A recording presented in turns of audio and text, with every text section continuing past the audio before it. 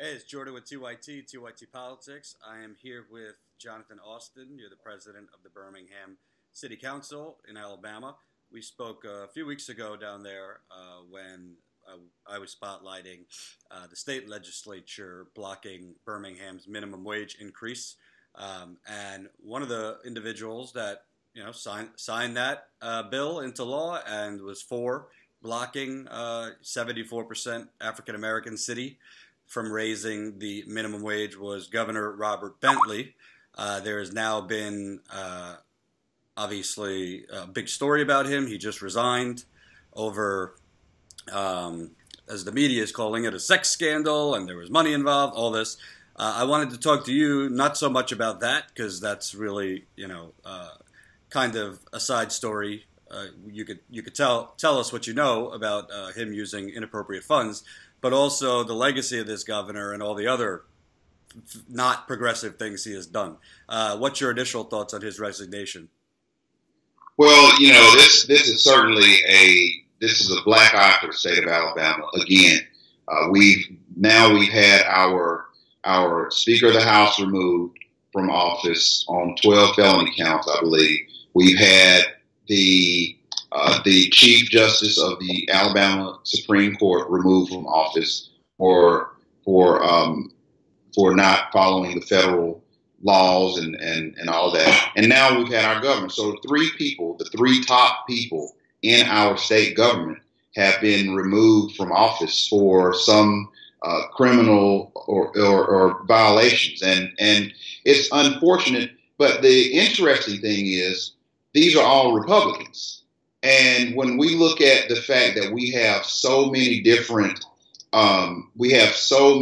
things that we're working on here in the state of Alabama and across the country, really, when it comes to wage equality, we have an income disparity, a wage disparity that exists in the state of Alabama. And as I said to you a few weeks ago, we were literally trying to last year pass a minimum wage ordinance that would help our citizens, but our mayor and the governor, the former governor who just resigned yesterday, teamed up to pass a law that would restrict the cities of Birmingham from being able to have a minimum wage increase. And they did a few other horrible pieces of legislation. The mayor and our governor teamed up again last year to pass a law that would remove a level of transparency in government that everyone says is appropriate to them now. They have also done things where they try to change the terms of the mayor and the council. They try to change the terms of it from not the mayor and the council, but the terms of the council president from 4 years to 2 years, the current term that I was in. And I had to stand for another election last year. After the law said that we'll change it and on passage of this law, and the signing of the governor, the president and pro tem of the council will be reelected or have to be elected at the next regularly scheduled council meeting, which was the following Tuesday. But of course, I won because I'm still sitting here talking to you as president of the council. But it was all laws that were designed to remove the transparency and accountability that we, myself and my colleagues, have been pushing for in the city of Birmingham, because we want transparent, open, and accountable government. And so here we are today, a direct result of them using their public office for personal gain. And that's exactly what happened last year when they changed these laws in Birmingham. And that's not the only laws that were changed, but just for purposes of this conversation, that's exactly what happened last year. And the governor has been called to the carpet on it. Obviously, now he's gone, but I don't think that it's going to stop there. Yeah. Just so the audience knows, the governor was accused, and I guess just did a plea deal of misusing state funds to cover up some type of sexual language or relationship he had with an aide. To me, what's interesting is being down there, I see up close that these states that you would not think have pockets of progressive activity, they have some progressive hotspots sprouting with kind of progressive movements, activists pushing things like a minimum wage increase, stronger unions, this type of thing. And I think that's scaring the old boys crowd like this governor. I think that's partly why they stopped Birmingham, who simply raised the wage from the starvation of 7.25 to 10.10, which still isn't enough, frankly. Can you kind of talk about, have you seen the legislature under that governor essentially trying to stymie progressive movement? And are you starting to see any shift? I know Birmingham is just one city in a state like Alabama, which is a very long way from progressive. Absolutely. I mean, yes. First, have I seen it? Yes. Not only have I seen it from the state, at the state level with the governor, but our mayor who says he's a Democrat, has teamed up with these good old boy networks across the state of Alabama to pass legislation to negatively impact the city of Birmingham and to hurt the citizens of Birmingham. And so we, yes, have had all types of issues with them on this, from the local to the state level doing this. However, there seems to be a few cracks in this, and one of those is that it was not an opposing party that took out this governor. It was members of his party that said enough is enough. We want to move the state forward. We're tired of this good old boy network style politics that's taking place in Alabama. Alabama is behind the rest of the nation in its progressiveness, in its health care, in its education, just about every scale that you can rank Alabama in. We're behind everyone else, and it's because people want to keep things the same way and are afraid of change. But again, the fact of his own party were the ones who pursued the impeachment hearings, who actually were over or responsible for the prosecution and all that to get to the bottom of all this mess that's been going on, to me is at least a sign that they are not interested in doing politics and as business as usual here in the state of Alabama. And if that does not give us hope, I don't know what else could. Because if you could say that this was a political witch hunt had it been, or you could accuse it of being a political witch hunt had it been Democrats attacking Republicans or vice versa. But these were all Republicans that led this whole entire movement to get to the truth and get to the bottom of what was going on in our state, so that we can really do things that be helpful, beneficial, and hopefully we can get some progressive policies pushed through. And I do have faith in some of our leaders down there, in particular our Senate Pro Tem, who is a Republican, of course, Dale Marsh, but I think he's a great businessman. He's an honest guy, and and I believe that he will do right by the citizens of Alabama. And so I look forward to working with he and his colleagues and all of those members down there in Montgomery to help get some progressive things done. Do I think that they're going to pass a minimum wage increase across the state of Alabama? I don't know. But I would say that we at least have a chance or an opportunity to pass some type of legislation that's going to help the state with the changes that have taken place. So we'll see what happens. We just have to stay tuned. Right. And, it's interesting because Alabama is like fourth among the nation's highest poverty states. You mentioned healthcare. You mentioned education. This governor has pushed 4 mega private prisons, which in response to overcrowding and the decrepit state of Alabama prisons, which there's questionable in terms of how those are being funded, whether it's kind of pay for play to donors kind of thing. But the lieutenant governor stepping in, she's pretty much a card-carrying Republican. Can you kind of talk about whether it's the private prisons, the blocking of minimum wage? Because it's not just black folks who are fairly poor in Alabama. It's a poor state. What other things have this governor pushed through that this lieutenant governor, is there any daylight between them? And is there chances of any movement against the private prisons or other things they've done? Well, that's almost like a moving target. But, in my opinion, do they look any different to you? So I don't know. I think that that's going to happen in this current quadrennium for the state? Probably not. the chances of the new governor, and I have all the faith that she's going to do everything she can to maintain the current trajectory that we're on as a state. But and that's probably good for a few people. But I don't have a lot of faith in the fact that this is going to be something completely different, or this is going at all.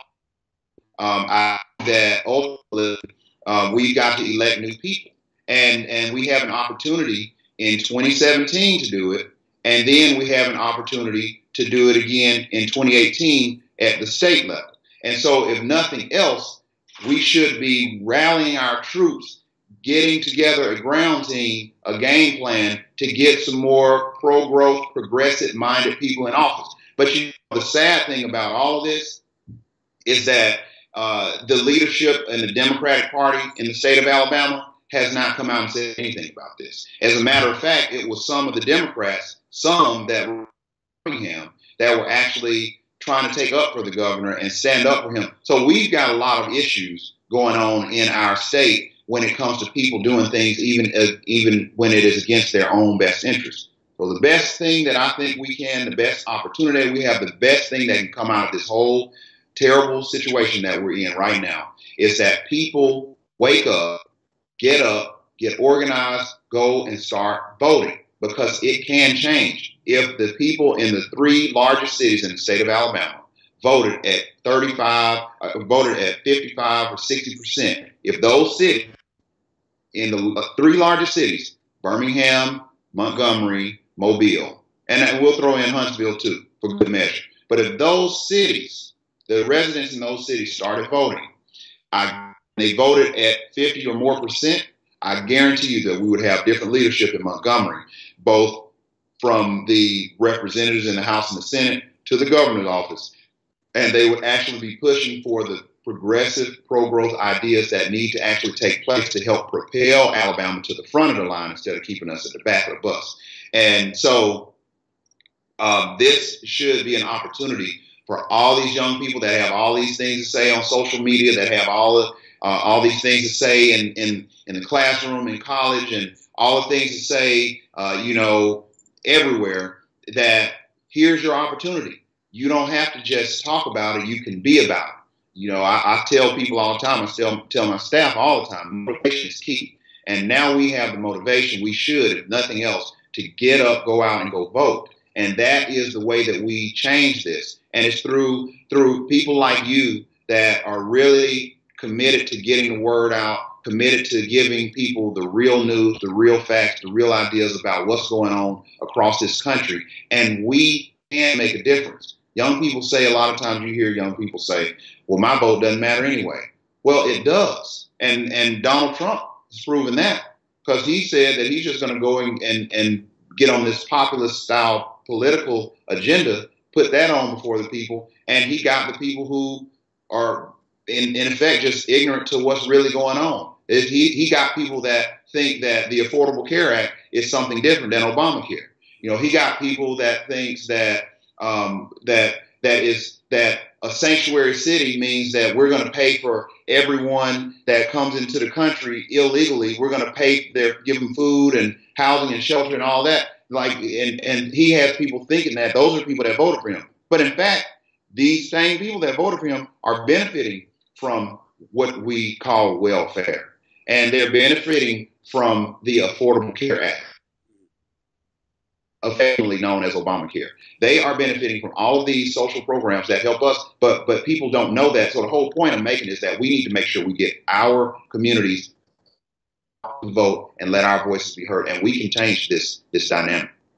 It's interesting that you mentioned the other cities, because part of why they stopped and reversed your minimum wage increase in Birmingham was those other cities were kind of following your lead and were about to try to increase their minimum wage. My last question is, I think you see also from Bernie Sanders, for example, who's going into these red states that voted for Trump, and he's actually being met quite favorably. He was in West Virginia. He's about to do a tour in other red and purple states.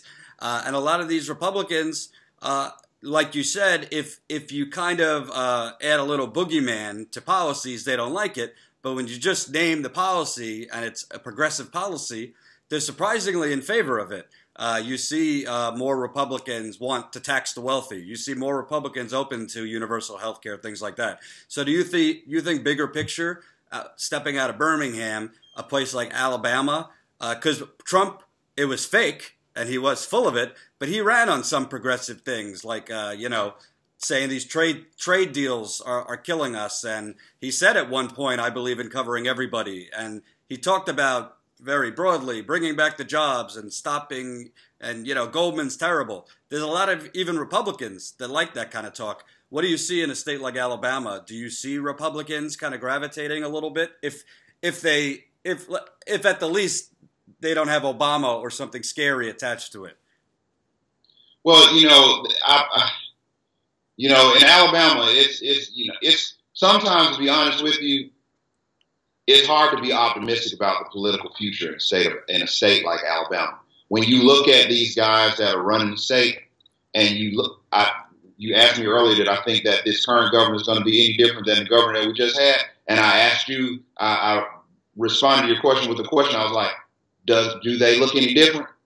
And it was not necessarily a rhetorical question, but when you look at them, you listen to how they talk and how they speak. These are the people that we have representing us in Alabama right now. And while I think that we have an opportunity to change it, we got to get people actively involved in the political process, beginning at the local level and taking this thing across the state. But I also said that we have even Democrats in Alabama that are bad apples too. Because they all come from that school of just it's what's good for just a few of us instead of really what's really in the best interest of the state as a whole.